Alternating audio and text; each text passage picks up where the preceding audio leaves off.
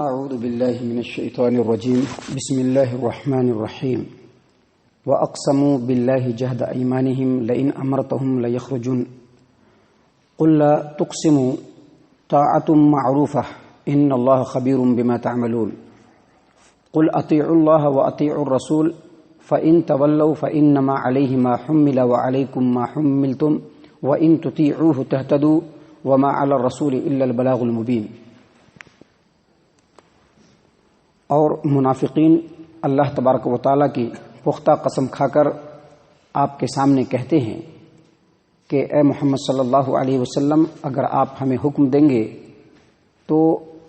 وہ کہتے ہیں کہ اگر آپ ان لوگوں کو حکم دیں گے تو وہ لوگ ضرور نکلیں گے۔ اے محمد صلی اللہ علیہ وسلم، آپ ان سے کہہ دیجئے لا تقسموا، قسمیں نہ کھاؤ، کیونکہ اسلام کو قسم کھانا مطلوب نہیں ہے، اللہ اور اس کے رسول کو قسم کھانا مقصود اور مطلوب نہیں ہے۔ طاعۃ معروفہ، اصل مقصود یہ ہے کہ دستور کے مطابق تم لوگ اطاعت کرو، اور بے شک اللہ تبارک و تعالی ان چیزوں سے خوب باخبر ہے جو تم عمل کرتے ہو۔ اور اے محمد صلی اللہ علیہ وسلم، آپ ان سے کہیے قل اطیعوا اللہ واطیعوا الرسول، اللہ کی اطاعت کرو اور رسول کی اطاعت کرو۔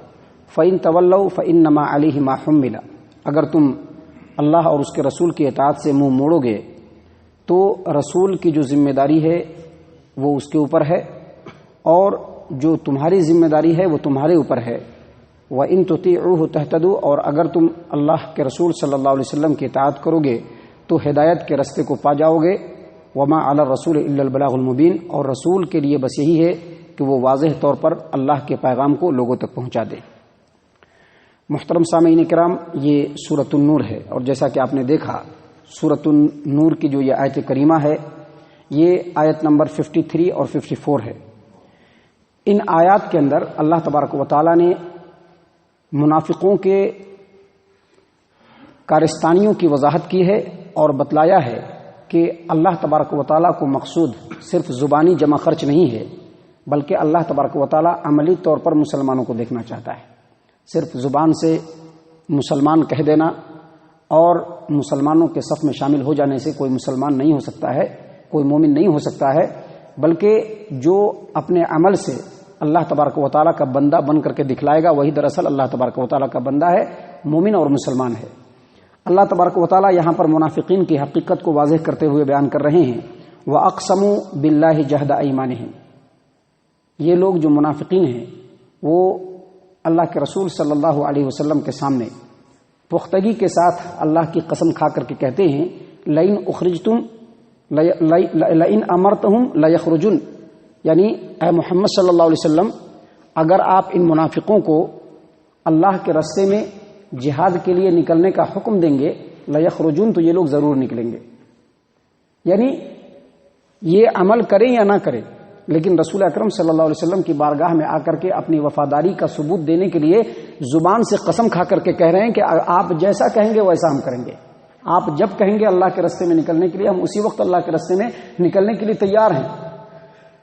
اللہ تبارک و تعالیٰ نے محمد صلی اللہ علیہ وسلم کو حکم دیتے ہوئے منافقوں کی بھی تنبیہ کی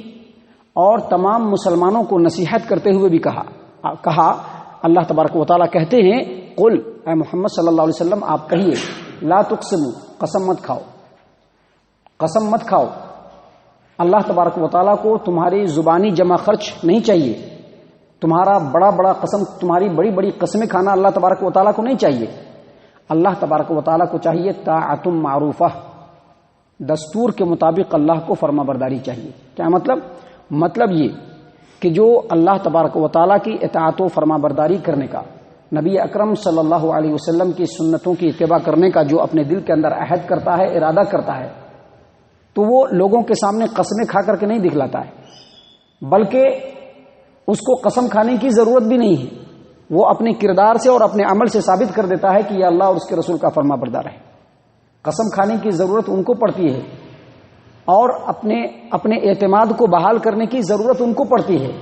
لوگوں کے سامنے سرخرو ہونے کی ضرورت ان کو پڑتی ہے جن کا اعتماد مجروح ہو چکا ہے، جن کے بارے میں جان چکے ہیں لوگ کہ جن کی کیا حیثیت ہے، ان کو خوب بات کرنے کی ضرورت پڑتی ہے، قسمیں کھانے کی ضرورت پڑتی ہے۔ لیکن جن کا اعتماد بھی مجروح ہو گیا ہو، بالفرض اگر کسی کے بارے میں معلوم ہو جائے کہ یہ صرف زبانی جمع خرچ کرتا ہے تو لوگوں کے سامنے اس کو اپنا آپ ثابت کرنے کے لیے کر کے دکھلانا پڑتا ہے، قسم کھانے سے کچھ بھی نہیں ہوتا ہے۔ تو اللہ تبارک و تعالیٰ نے یہاں پر اسی بات کو کہا۔ اس کا ایک مطلب یہ ہے کہ لا تقسموا، قسم مت کھاؤ، تم قسم مت کھاؤ۔ اللہ تبارک و تعالیٰ کو قسم نہیں چاہیے، شریعت اسلامیہ کو قسم نہیں چاہیے، بلکہ وہ تم کو عملی طور پر آگے بڑھتے ہوئے دیکھنا چاہتا ہے۔ اور اس کا دوسرا مطلب یہ ہے کہ اللہ تبارک و تعالیٰ منافقوں کے بارے میں اللہ کے رسول صلی اللہ علیہ وسلم کو کہہ رہے ہیں کہ لا تقسموا، آپ کہیے کہ قسم مت کھاؤ، کیونکہ تمہارے قسم کھانے سے کچھ بھی فائدہ نہیں ہے۔ تمہاری کیا حقیقت ہے، تم کس قدر اطاعت اللہ اور اس کے رسول کی کرنے والے ہو، تمہاری کیا حیثیت ہے اللہ اور اس کے رسول کے سامنے، اللہ اور اس کے رسول بھی جانتے ہیں اور اللہ تبارک و تعالیٰ بھی جانتے ہیں۔ اس سے پہلے بھی کئی موقعوں پر تم لوگ اللہ اور اس کے رسول کی مدد کے لیے نہیں آئے اور بعد میں آ کر کے اللہ کے رسول صلی اللہ علیہ وسلم کے سامنے قسمیں کھانے لگے، جیسا کہ سورۃ التوبہ میں اللہ نے کہا یحلفون لکم لترضوا عنہم، اے محمد صلی اللہ علیہ وسلم یہ جو منافقین ہیں آپ کی خدمت میں آ کر کے قسم کیوں کھاتے ہیں؟ ان کا مقصد اللہ کو راضی کرنا نہیں ہوتا ہے بلکہ آپ کے سامنے سرخرو ہو جانا، بس، اور کچھ بھی ان کا مقصد نہیں ہے۔ اتخذوا ایمانہم جنۃ، یہ لوگ اپنی قسموں کو ڈھال بنا لیا ہے، لہذا ان کے قسم کھانے سے کچھ نہیں ہوتا ہے۔ ان کی جو حیثیت ہے اور ان کے جو اطاعت کا جو معاملہ ہے اور اللہ اور اس کے رسول کے اوپر جو یہ ایمان رکھتے ہیں اور اطاعت کرنے کا دعویٰ کرتے ہیں، اس کی جو حقیقت ہے یہ تمام لوگ جانتے ہیں۔ اور اس کے بعد اللہ تبارک و تعالیٰ نے کہا ان اللہ خبیر بما تعملون، تم چاہے جیسا بھی عمل کرو اللہ تبارک و تعالیٰ تمہارے عملوں کو خوب خوب جانتا ہے۔ لوگوں کے سامنے منافقت کر کے، عیاری اور چالاکی کر کے لوگوں کے سامنے تو سرخرو ہو جاؤ گے، لیکن اللہ تبارک و تعالیٰ تمہاری منافقت کو خوب خوب جانتا ہے، اور اللہ تبارک و تعالیٰ تو اس بات پر بھی قادر ہے کہ کبھی بھی تمہاری منافقت کا پردہ چاک کر دے، تمہاری عیاری اور چالاکی کا پردہ اللہ تبارک و تعالیٰ چاک کر دے اور لوگوں کے سامنے تمہاری پوری اصلی شکل سامنے آ جائے۔ اور اللہ تبارک و تعالیٰ نے ایسا کیا بھی، قرآن کریم کے اندر کئی جگہ پر ان لوگوں کی حقیقت کو اللہ نے بتلایا۔ صرف ایک واقعہ ہے، غزوہ بنو نذیر جب ہوا، جب یہودیوں کے ایک قبیلہ بنو نذیر کو اللہ کے رسول صلی اللہ علیہ وسلم مدینے سے نکلنے کا الٹیمیٹم دے دیا، تو ان لوگوں نے وہاں اس کے سردار کے پاس جا کر کے، یعنی منافقوں نے، اور منافقوں میں بھی عبداللہ بن ابی بن سلول جو رئیس المنافقین ہے، وہ وہاں پر جا کر کے منافق یہ یہودی کے سردار کے پاس جا کر کے بولتا ہے کہ یہ جو اللہ کے رسول صلی اللہ علیہ وسلم نے جو تم کو مدینے سے نکلنے کا الٹیمیٹم دیا ہے اور کہا ہے کہ اتنے دن کے اندر میں اپنے علاقے کو خالی کر دینا، تم بالکل مت نکلو، تم اگر نکلو گے تو تمہارے ساتھ ہم بھی نکلیں گے، ہمارے پاس 2000 جوان ہیں، نوجوان ہیں جو بالکل ہتھیاروں سے لیس ہیں، وہ ہر وقت تمہارے لیے تمہارا ساتھ دینے کے لیے تیار ہیں۔ اللہ تبارک و تعالیٰ سورۃ الحشر آیت نمبر 11 اور 12 میں کہا الم تر الی الذین نافقوا یقولون لاخوانهم الذین کفروا من اہل الکتاب لئن اخرجتم لنخرجن معکم، ان منافقوں کو آپ نے نہیں دیکھا کہ انہوں نے اپنے بھائی اہل کتاب کافروں کو یہ کہا کہ اگر مسلمان تم کو مدینے سے نکالیں گے تو تمہارے ساتھ ہم بھی نکلیں گے، ولا نطیع فیکم احدا ابدا، اور تمہارے بارے میں ہم کسی کی بات نہیں مانیں گے،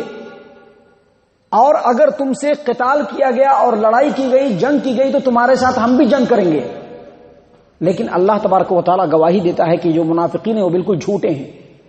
یہ منافقین بالکل جھوٹے ہیں۔ اور اس کے بعد کہا لئن اخرجوا لا یخرجون معهم، جب ان لوگوں کو مدینے سے نکالا جائے گا تو یہ منافقین ان کے ساتھ نہیں نکلیں گے،